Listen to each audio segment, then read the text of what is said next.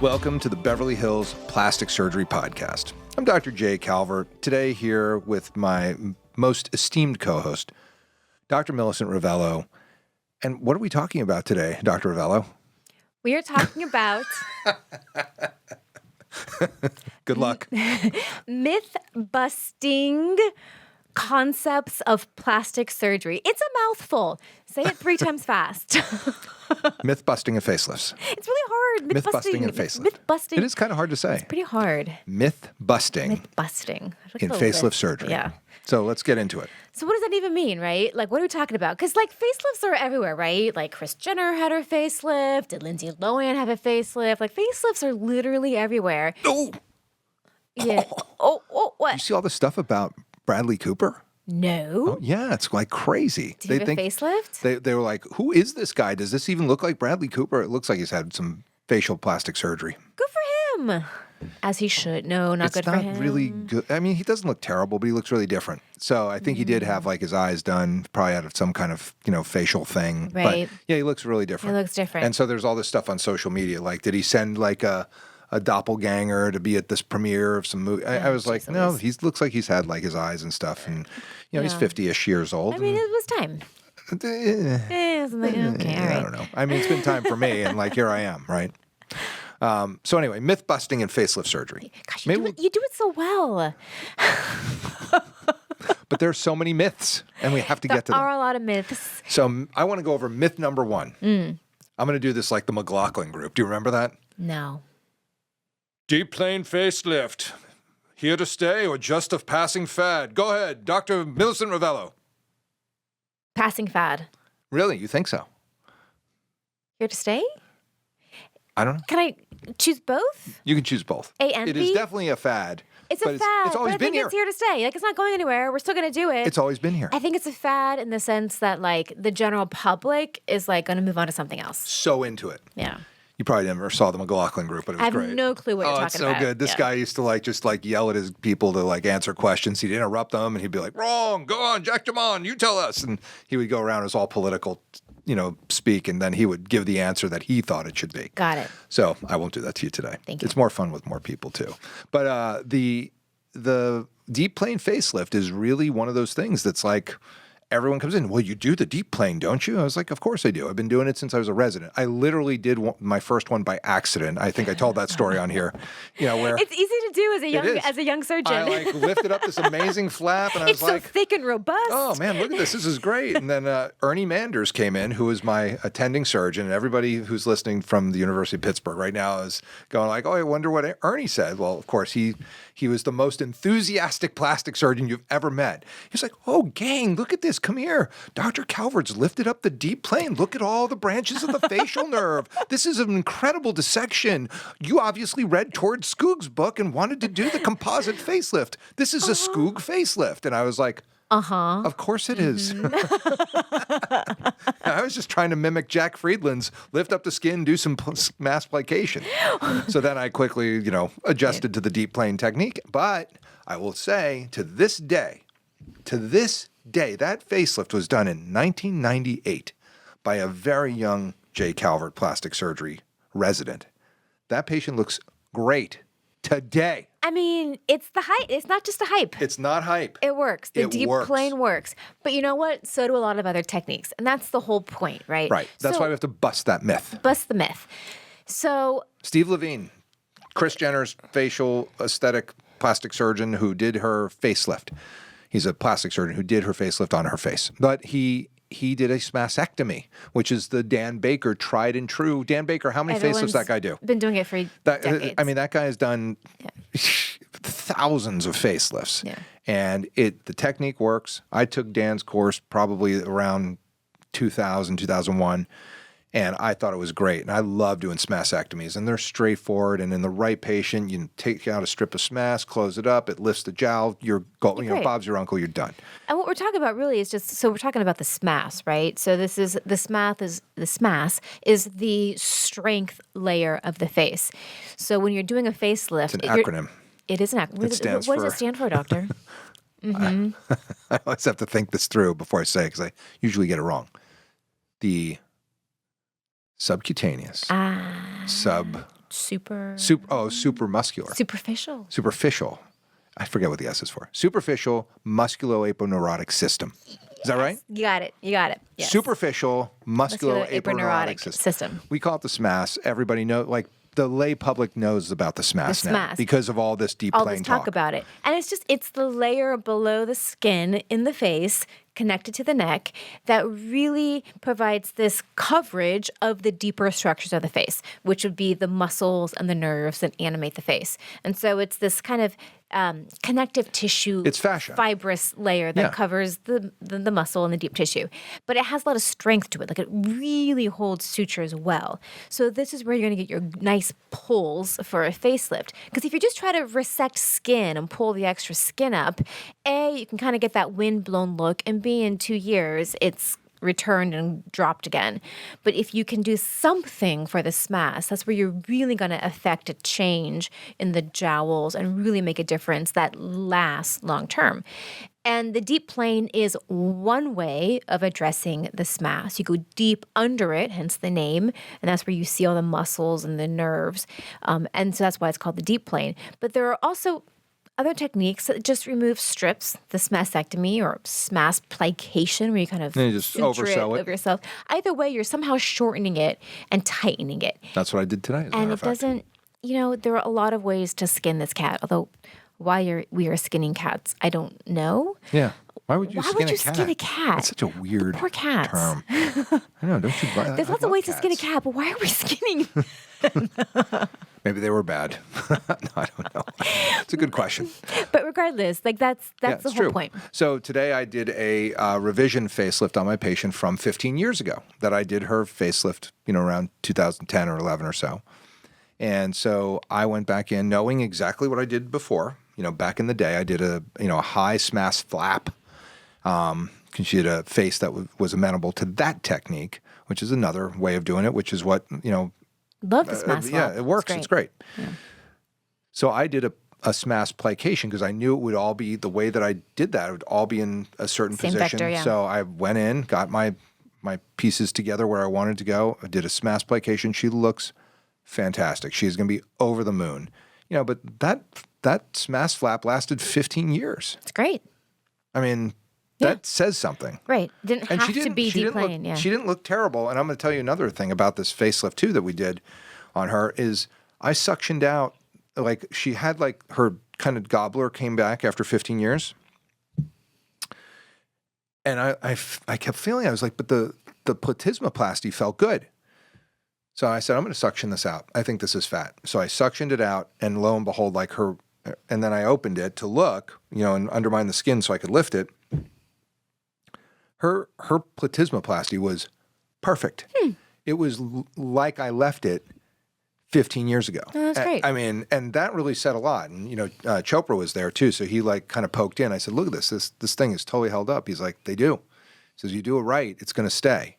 And, you can still get she had some platysma bands that were pretty minor that I trimmed out, but very minor. The neck really stayed, except it got heavy. Loose again. She gained like, 15 pounds since then.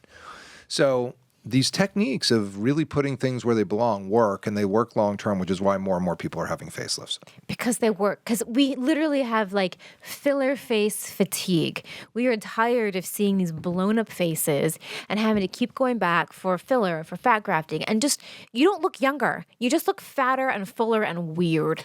So I think the pendulum is swinging, thank God, to just how about we just fix the problem? Let's not camouflage the problem by putting all this crap in your face. Why don't you actually address the problem, which is that the skin and the soft tissues are falling, and just put them back where they belong? It's not that big a deal. Which is the other thing, which is the other myth busting thing that we're going to do, which is that you have to be old to have a facelift. You don't. No, and in fact, you should be, the younger you do it, the more effective it's going to be. The patient today is case in point. I did her facelift, I think she was like 42, and now, she's a little older. Obviously, it's... But she went a decade looking fantastic? A decade plus, yeah. Looking great? Yeah, no, it's held up great. And I have the photos all through the years, but she did gain the weight, and that's where the skin, right. She needed to have the neck done. In fact, that's what I'm doing tomorrow for one of my rhinoplasty patients. Is he's noticed this over the last 3 or 4 years and wants to get his neck fixed. So we're doing a chin implant and like a hammock platysmoplasty and all this cool stuff. And it's going to look insane. I'm going to be very jealous when I'm done and wonder when you're going to do that for me. Because Whenever you want. I know I have to hold still and lay down on a table. Like there's a lot that has to happen for that to go, but I'll get there.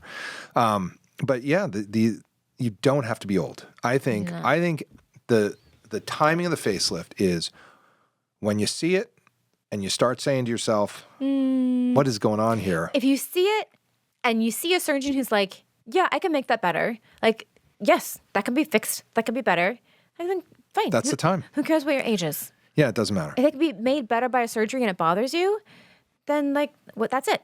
Right. That's all you need to know. I would not subscribe to my daughter's adage of that's something you're going to need to see, ignore, and move on with your life. And you know what? That is a fine adage for plenty of people who can see it, ignore it, and move on with their lives because they don't care.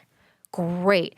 But if you're constantly looking in the mirror and like perseverating on this and then going and talking to everybody about it and talking to your PAs and your injectors and your plastic and like talking about how much you hate this, but then refusing to do anything about it, it's like, okay. It's time.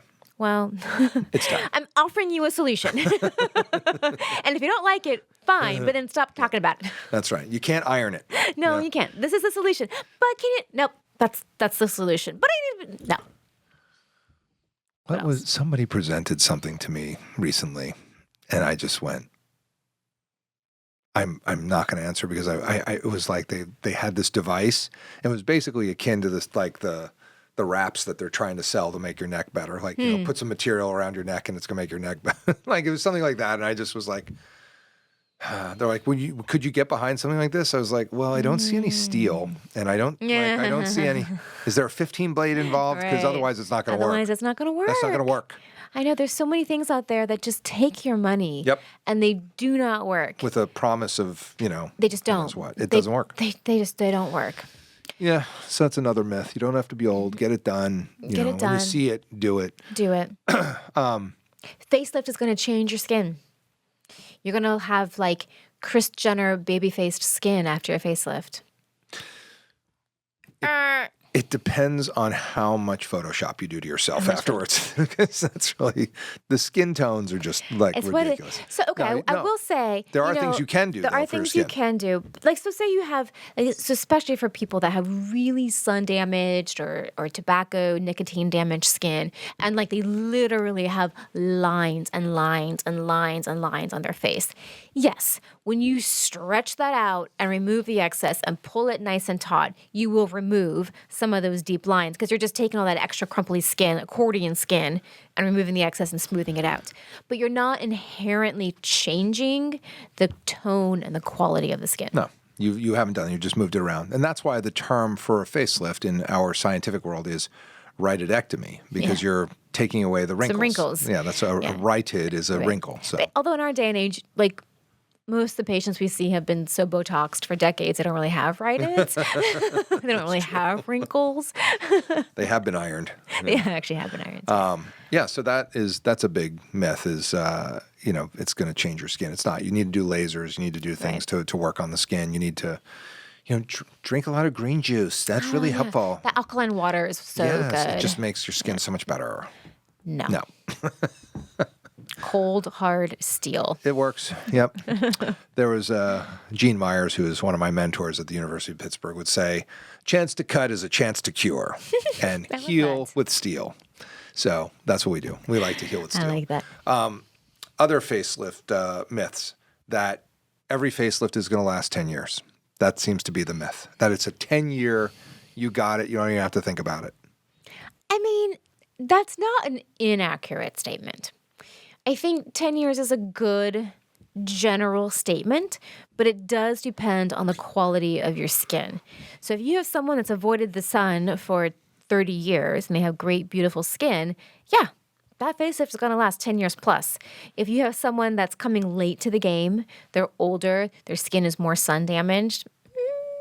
I mean, I tell all my weight loss patients that their skin is so compromised, they have no elastic snapback feature to the skin. Right. So whether they're having a breast lift or they're having a tummy tuck or they're having a facelift, those results are going to last much less longer than someone who's never had all the weight loss issues because their skin's just going to it just doesn't hold that tension very well. Right. So 10 years, by the way, if it lasts 10 years and at 10 years, you're thinking about redoing it, something was going on from year 7, 8, 9, et cetera. So it doesn't last your car just breaks down one day. Like you're driving it. It's like you continue aging. You know what? Gravity. It's still a thing. And sun. And yeah. Age. And, that's why you got to get Changes the in exosomes. hormone, We'll get into the exosomes another podcast, though, because I've got big news on that. I'm waiting for mine to come back from the lab soon. My own personal exosomes. Your 50 hairs. I know. I gave up my... I don't seem to be missing them, so I'm okay. You look pretty good. That is a big myth, though, is, 10 years. But I think you're going to you'd be thinking about refreshing it maybe after 7, maybe after 8. Yeah. Who knows? But you can last till 10. Totally. Yeah. Some last longer, Yeah. Some do. It just depends on your skin and how well you take care of yourself, but, all those variable factors. But well worth it. Patients are very happy with their facelifts in my practice. They are in your practice, too. I think those are sort of the big myths I wanted to cover. Did you have any others you want to go over? No. I think that's it. Okay. Yeah. Well. I just want to get my eyes done. Oh. Yeah, I told you about my friend who's like, Jay, I just want to get my... As you're stroking your neck. I just want to get my eyes done. I just want to get my eyes done next year. I'm like, those aren't your eyes. That's your neck. No, I get the patients that literally just want their eyes done. They're touching their lower eyelids, and I just want to get my eyes done. And I'm looking at the skin Jowls. falling off their face and their neck. I just want to get rejuvenated. I was like, oh, we can. Yes, we can absolutely just do your eyelids. You need the whole thing. Yeah, that's kind of the thing. need the whole if you're Megillah. looking at your eyes and just thinking, I just need my eyes done, the eyes are the first thing to age. So if your eyes have already aged, there's other things that have aged as well. Yeah, you have to create There's facial some harmony. That's the thing. It has to be harmonious. So we can brighten your eyes, but then you're still going to have these grooves below your eyes because the cheeks are falling down. And it's just, if you're at all thinking about your eyes, you got to think about the rest of the face too. 100%. Well, I think that's a good round of myths that we have busted. Myth busting. Look at that. You got it. Nailed it. Not bad. All right, in that case, this is the Beverly Hills Plastic Surgery Podcast coming to you from the 90210.